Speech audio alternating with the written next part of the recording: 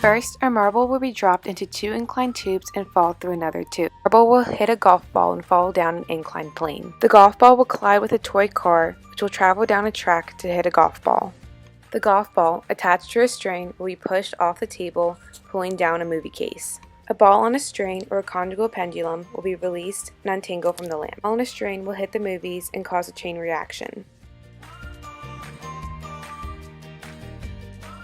Final movie attached to a string will turn a page in a book. The turned page in a book will collide with clothespins, causing a chain reaction. The final clothespin will push a ping pong ball to fall in a cup. The cup attached to a string will fall and pull down a book. The book will fall on one side of a lever, causing the other side with a baseball to fall down. The baseball will hit the books, causing a chain reaction to knock down the cup of dog food.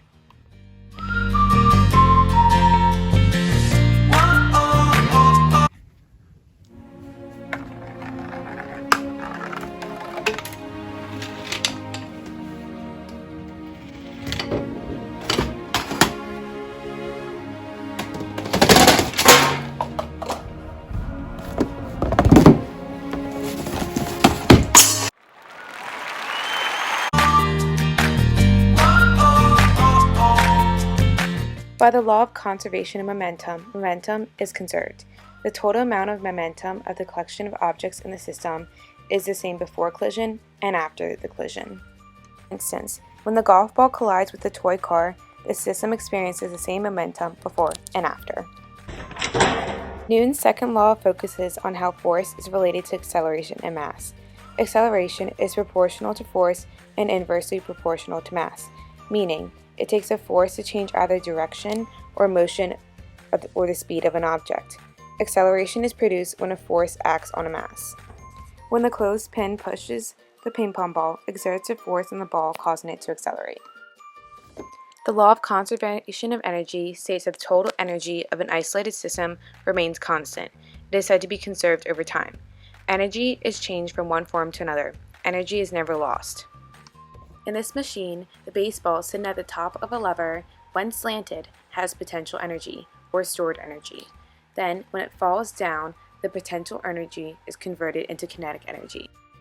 Often called the law of inertia, Newton's first law of motion states that an object at rest stays at rest, and an object in motion stays in motion with the same speed and in the same direction unless acted upon by an unbalanced or outside force. For instance, in this machine, the golf ball is at rest until the marble hits it and it rolls down the inclined plane.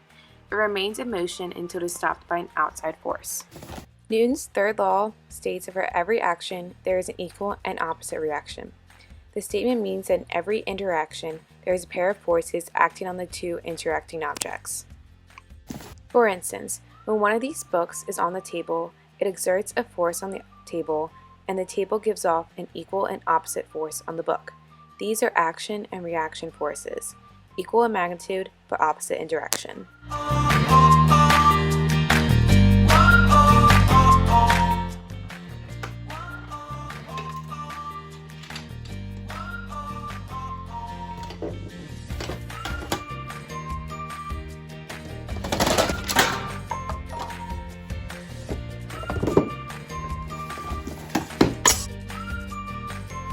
Okay.